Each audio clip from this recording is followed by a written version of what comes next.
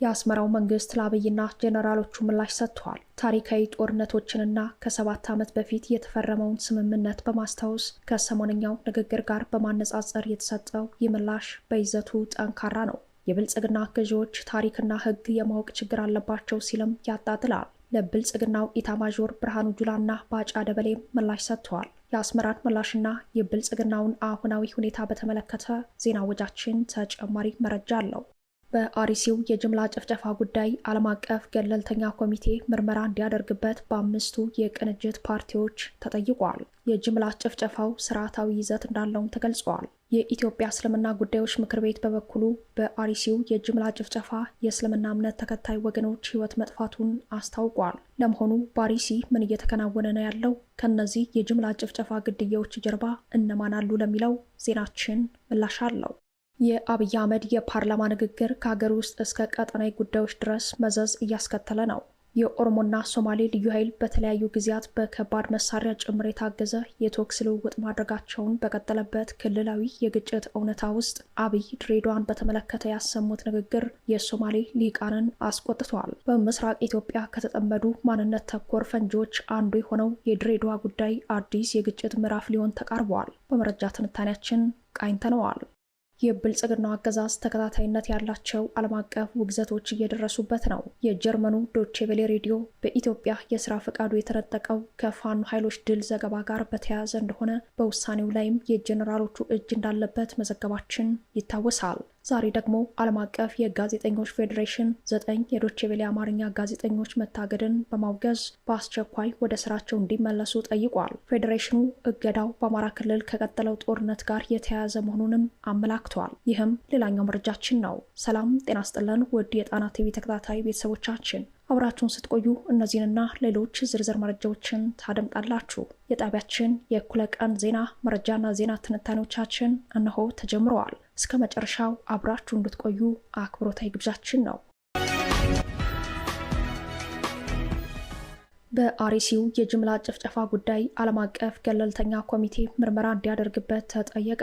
የጅምላ ጭፍጨፋው ስርዓታዊ ይዘት እንዳለው ተገልጿል። እናት ፓርቲ፣ መኢአድ፣ ኢህአፓ፣ አንድ ኢትዮጵያ ዲሞክራሲያዊ ፓርቲና አማራ ጊዮናዊ ንቅናቄ በቅንጅት የፈጠሩት ህብረት በጋራ ባወጡት መግለጫ ዓለም አቀፍ ማህበረሰብ ኢትዮጵያ ውስጥ የሚካሄደው ማንነትና ሃይማኖት ተኮር ጥቃት መንግስታዊ መዋቅርን የተከተለ ስርዓታዊና ተጨማሪ እጅ ያለበት ስለመሆኑ ምርመራ እንዲደረግ ጥሪ እናቀርባለን ብለዋል። ጠያቂም ተጠያቂም ባለመኖሩ መግደል ቀላል ሆኗል ያለው የ5ቱ ፓርቲዎች የቅንጅት መግለጫ ስርዓቱ በህልሙ በፈጠረው የቅዠት ዓለም እየዋኘ ለምለሙ መስክ እንጂ እልቂቱን ሊመለከት አልፈለገም ሲል ኮንነዋል። አገዛዙ አያይም አይሰማም ወይም ሆነ ብሎ ድርጊቱን በሌላ መሰል ድርጊት እየተዳፈነ እንዲረሳሳ እንደሚያደርግ ግንዛቤ እንድንይዝ አድርጓል ሲልም የገዢውን ፓርቲ የቀውስ ፍላጎት ገልጾታል። ከመጋረጃ ጀርባ ሊኖር የሚችለውን ሴራ ትተነው በአደባባይ የተነገሩ መልእክቶችን ብናወሳ ሰበር ናቸው። አሁን ቀና እንዳይል አድርገነዋል። በቅርቡ ደግሞ ዱላህን ወደ ክላሽ እንቀይርልሃለን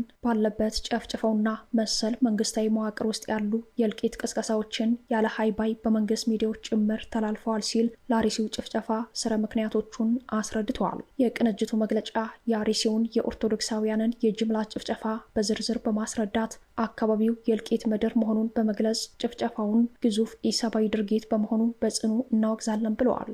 አክሎም በመግለጫው ዓለም አቀፍ ማህበረሰብ ገለልተኛ ቡድን አቋቁሞ ምርመራ እንዲያደርግ ጠይቋል። በተለይ የአርሲ ዞን ነዋሪዎች መንግስታዊ መዋቅሩ ይጠብቀናል ከሚል አዘናጊ እሳቤ ወጥታችሁ ተፈጥሯዊ በሆነ ራስን ከሞት መከላከልና ከእልቂት ለመዳን በመዘጋጀት ራሳችሁን ከጨፍጫፊዎች መጠበቅ እንዳለባችሁ እናሳስባለን ያለው መግለጫው በፍርሃት ቆፈንና መንግስታዊ ጫና ተቀፍድደው ቃል መተንፈስ ያልቻሉ የሃይማኖት አባቶች እልቂቱ መሀል አዲስ አበባ ከመምጣቱ በፊት መንግስትና ዓለም አቀፍ ማህበረሰብ ላይ ጫና እንዲፈጥሩም ጥያቄውን አቅርበዋል። በመንግስት መዋቅር ውስጥ ሆናችሁ ፊት ለፊትም ከመጋረጃ ጀርባም እልቂት የምትጠምቁ ባለስልጣናት ድርጊቱን በቸልታ ያለፋችሁት የጸጥታ አካላት በድሃው ግብር የተቋቋማችሁና ይህን ግፍ እንዳላየ እንዳልሰማ ያለፋችሁ የመንግስት ሚዲያ ኃላፊዎችና ሰራተኞች ፍትህ ሲሰፍን ከተጠያቂነት እንደማታመልጡ ልናሳውቃችሁ እንወዳለን በማለት አቋሙን አስታውቋል። ይህ በእንዲህ እንዳለ የኢትዮጵያ እስልምና ጉዳዮች ጠቅላይ ምክር ቤት በአርሲው የጅምላ ጭፍጨፋ ላይ የሀዘን መግለጫውን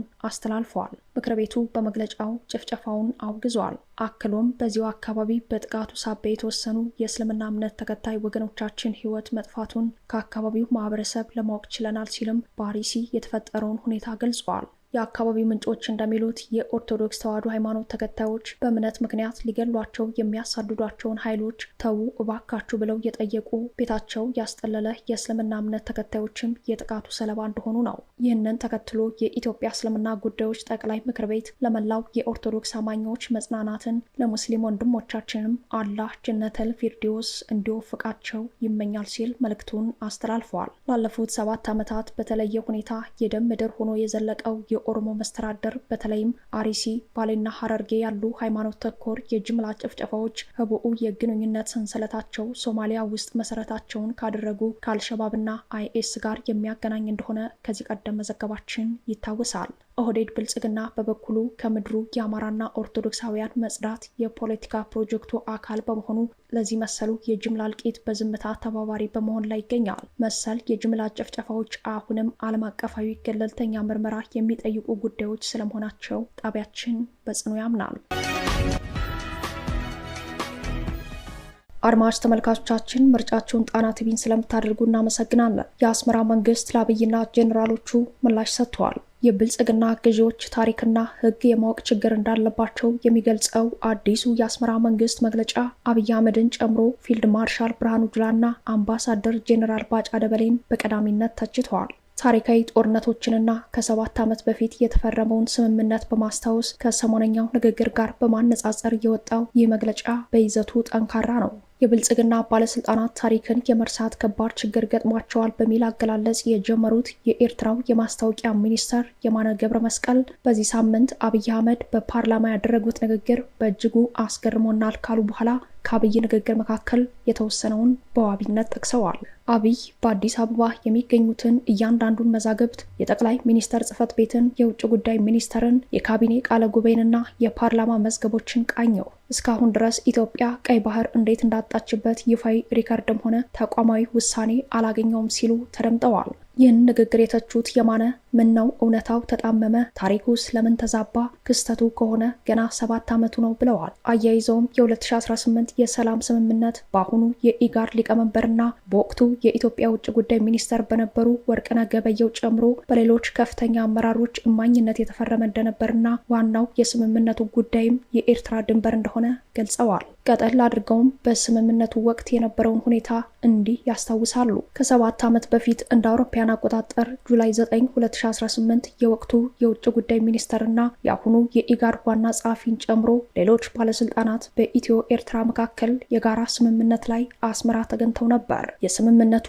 ዋነኛ ይዘት በ1900፣ 1902 እና 1908 በተደረጉት ውሎች መሰረት የኢትዮ ኤርትራ የድንበር ኮሚሽን ውሳኔ አፈጻጸም ስምምነት ላይ ያጠነጠነ ነበር። ስለዚህ አሁን በፓርላማ እኛ ጦርነት ተከፍቶብን የነበረውን ታሪካዊ ሁነት እንዲሁ አጣሞ ለማቅረብ ተሞክሯል ሲሉ የአስመራው አፍ ለአብይ ምላሽ ሰጥተዋል። የብልጽግናው ፊልድ ማርሻል ብርሃኑ ጁላ እንደ አውሮፓውያን አቆጣጠር በግንቦት 1998 በስልጣን ላይ የነበረው ኢህአዴግ ኤርትራን በአደባባይ በጦርነት ሰባቂነት ሲወነጅል እርሳቸውን ጨምሮ ሌሎች የጦሩ አመራሮች ማዘናቸውን ገልጸው እንደነበር በማስታወስ አሁን ላይ ከታሪኩ የተቃረኑበትን አውድ ኮንነዋል። ፊልድ ማርሻሉ የኤርትራን ግዛታዊ አንድነት የሚነካና ዓለም አቀፍ ሕግን የሚጥሱ መልእክቶችንና ወታደራዊ ዛቻዎችን እያሰሙ ያሉትም ታሪክና ሕጉን ባለማወቅ ሳይሆን ያለቃቸውን አብይ አህመድን ድንበር ተሻጋሪ የጦርነት ፕሮፓጋንዳ እያስፈጸሙ እንደሆነ በመግለጫው ላይ ተመላክተዋል። ከፊልድ ማርሻሉ በመቀጠል የተቹት ጄኔራል ባጫ ደበሌ በፈረንጆቹ 2000 ዓ.ም በቡሬ ግንባር ተጨፍጭፈናል ሲሉ ተናግረው ነበር። አሁን ላይ ይህንን የቅርብ ታሪክ ክደው በአሰብ አጀንዳ የተሳሳቱት በብልጽግና ገዢዎች ታሪክን የማጣመም ህመም ሰለባ በመሆናቸው ነው ሲሉ የማነ ተችተዋል። ይህ በእንዲህ እንዳለ የኢሳያስና የአብይ የሚዲያ ፍልሚያ አድማሱን እያሰፋ ነው። የአስመራ መንግስትና የብልጽግና ፍልሚያ በሚዲያ ሰራዊት የተጠናከረ መሆኑን ዘጋቢዎቻችን ያደረጉት ቅኝት ያሳያል። በትናንትናው ዕለት በኤርትራ በኩል ብልጽግና 30,000 ሰራዊት አሰማርቶብኛል የሚል ክስ ቀርቦ ነበር። ለዚሁ ዓላማ ትይዩ የአስመራው መንግስት ለብልጽግና 30,000 የሚዲያ ሰራዊት ያጸፋ ምላሽ ሰጥተዋል። የጦር መሳሪያ ማስታጠቅን ጨምሮ በኢትዮጵያ ውስጥ ሆነው ከመጋረጃ ጀርባ የሚንቀሳቀሱ የኤርትራ ኃይሎች በተለይም በ4 ኪሎ አፍንጫ ስር አሉ የሚል ክስ ቀርበዋል። በጉዳዩ ላይ ዋዜማ ሬዲዮ ያወጣው ዘገባ ይህንኑ መካሰስ ያረጋግጣል። ኤርትራም ከመጋረጃ ጀርባ ኦፕሬሽኗን አጠናክራለች በሚል ርዕስ የተነበበው ዘገባ ኢሳያስም ብልጽግና ላይ ያተኮሩ መልእክቶችን የሚያጋሩ መንግስታቸውን የሚደግፉ የበይነመረብ ሰራዊቶችን ማሰባሰባቸውን ይተነትናል። የብልጽግና ገዢዎች በቀይ ባህር አጀንዳ ከከፈቱ 1 ዓመት መሻገሩን ያስታወሰው ዘገባው በዋናነት አሰብ የብልጽግና ኢላማ መሆኑን አትቷል። አብይ አህመድ አሰብ ከኢትዮጵያ ያለ አግባብ ተወስዷል ሲሉ በተደጋጋሚ ሲናገሩ ከፍተኛ ወታደራዊ አዛዦች እሳቸውን ተከትለው ወታደራዊ ዛቻ አሰምተዋል። ጉዳዩን የብልጽግና ገዢዎች ህጋዊ ለማድረግ በተደራጀ መንገድ ሲሰሩ የኢሳያስ አስተዳደር በበኩሉ የመከላከል ስራ መስራቱን ዘገባው አትቷል። የአስመራ መንግስት የብልጽግና አሰብ ላይ ያተኮሩ ወታደራዊ ዛቻዎችንና የስነ ልቦና ጦርነትን ለመከላከል የበይነመረብ ሰራዊት ማሰማራቱን ጠቁመዋል። ከዚህ ጋር ተያይዞ የብልጽግና አገዛዝ የሚያቀርበውን ተከታታይ ክስ የአስመራ መንግስት በኢትዮጵያ ውስጥ የሚንቀሳቀሱ ተቃዋሚ ኃይሎችን በመደገፍ ክስ እየቀረበ መሆኑን ዘገባው የውጭ ዲፕሎማቶች መረጃዎችን በዋቢነት ጠቅሶ አመላክተዋል። የአስመራ መንግስት ለብልጽግናው የ30,000 የሚዲያ ሰራዊት ዘመቻ አጸፋ መስጠቱን የገለጸው ዘገባው በተከታዩ ገጽታ ነው። የአስመራው መንግስት በደቡብ አፍሪካ፣ በኬንያ፣ በጀርመንና በዩናይትድ ስቴትስ የሚገኙ ዜጎችን ለዚሁ ዓላማ ተሳታፊ ማድረጉን ዘገባው አመላክተዋል። የአብይ አህመድና አገዛዛቸውን ወታደራዊ ዛቻ ከዲፕሎማሲና ከዓለም አቀፍ ህግ አንጻር እያነጻጸሩ እንዲታገሉ መመሪያ እንደተሰጣቸውም ተጠቁመዋል። የሶማሌ ቁጣና የኦህዴድ ፕሮጀክት ድሬዳዋ ከተማን የተመለከተው የአብይ አህመድ የፓርላማ ንግግር የኦህዴድ ብልጽግና ፕሮጀክት አካል ስለመሆኑ የሶማሌ ሊቃን አመለካከት ሆነዋል። አብይ በፓርላማ ማብራሪያቸው ድሬዳዋ ከተማ የኦሮሚያ ነበረች ማለታቸውን ተከትሎ ንግግራቸው በሶማሌ ማህበረሰብና ሊቃን ዘንድ ከፍተኛ ቁጣና ተቃውሞ መቀስቀሱን ዞብል ፖስት ዘግበዋል። ድሬዳዋ የኦሮሚያ አካል ለመሆኗ ምንም አይነት የታሪክ ማስረጃ በሌለበት ሁኔታ አብይ ጉዳዩን የገለጹበት መንገድ የኦህዴድን የግዛት ማስፋፋትና በኃይል የመዋጥ ፕሮጀክት አመላክተዋል። በጉዳዩ ላይ የሶማሌ ፖለቲከኞች፣ ምሁራንና የሚዲያ ባለሙያዎች ቁጣቸውን እየገለጹ እንደሚገኙ በሶማሊኛ ቋንቋ ዘገባዎችን ከሚያሰራጩ የሚዲያ ተቋማት የሚወጡ መረጃዎች ያሳያሉ። አብይ ድሬዳዋ ከተማ ከኢህአዴግ መምጣት በፊት በህገ መንግስቱ መሰረት የኦሮሚያ አካል ነበረች፣ በኋላ ከኦሮሚያ ተገንጥላ ሄደች ያሉበት አውድ የሶማሌና ኦሮሚያን ግጭት ከነበረበት ወደ ከፋ ሁኔታ እንደሚወስደው ተሰግተዋል። የሶማሊኛ ቋንቋ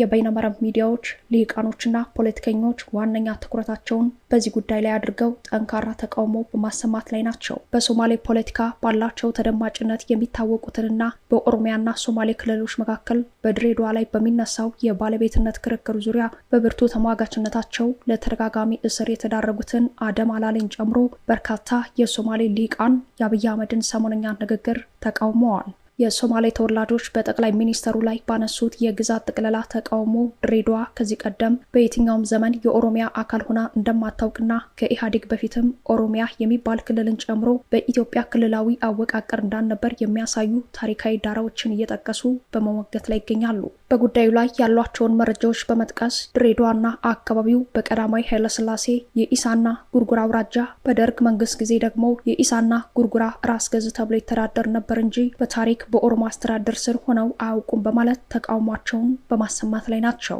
ድሬዳዋ ከተማ ለበርካታ ዘመናት የተለያዩ ማህበረሰቦችን በአብሮነት አቅፋ የያዘችና የፍቅር ከተማ ተብላ የምትታወቅ ብትሆንም የብሔር ፌዴራሊዝሙ ከተተከለ ወዲህ 40-40-20 በሚባል ህግ 40 ከመቶ ኦሮሞ፣ 40 ከመቶ ሶማሌ፣ 20 ከመቶ ደግሞ ሌሎች የሚወከሉበት አፓርታይድ ስርዓት ከመተከሉም በላይ ባለፉት 7 ዓመታት የኦህዴድ የመጠቅለል ፕሮጀክት በከተማዋ ላይ ከፍተኛ ስጋት ፈጥረዋል። በድሬዳዋና አካባቢው የድንበር ይገባኛል ግጭቶች በኦሮሚያና ሶማሌ ክልሎች እየተባባሱ የመጡትም ከዚህ አደገኛ የኦህዴድ ፕሮጀክት ጋር ተያይዞ ነው። የሶማሌና ኦሮሚያ ልዩ ኃይል በተለያዩ ጊዜያት በከባድ መሳሪያ ጭምር የታገዘ የተኩስ ልውውጥ እስከ ማድረግ መድረሳቸው ይታወሳል። ግጭቱ ወደ ድሬዳዋ ከተማ በመስፋት ላይ ነው። የድሬዳዋ ከተማ አስተዳደር ከንቲባ አቶ ከድር ጁሃር ከመንግስት መዋቅር ውጭ የሆነ ታጣቂ ቡድን እያደራጁ ነው የሚል ክስ በብልጽግና ፓርቲ ምክትል ሊቀመንበሩ አቶ አደም ፋራና በገንዘብ ሚኒስተሩ አቶ አህመድ ሽዴ መቅረቡ አይዘነጋም።